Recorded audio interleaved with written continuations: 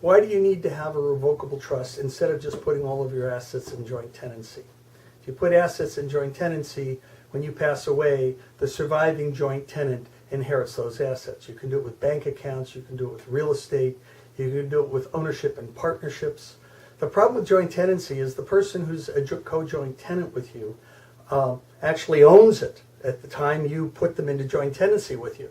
There are income tax consequences, there are estate tax consequences, there are consequences, other tax consequences later on that can get quite complex and significant. If you have a very simple estate with one or two assets, joint tenancy will work, reminding you that you can't change your mind.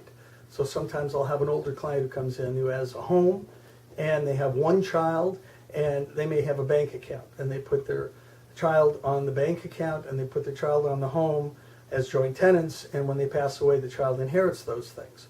Well, any other assets you have may not be covered under that circumstance. It doesn't include the healthcare directive that you need to have.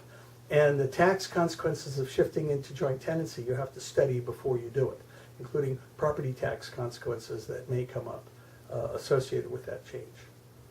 So use joint tenancy very carefully.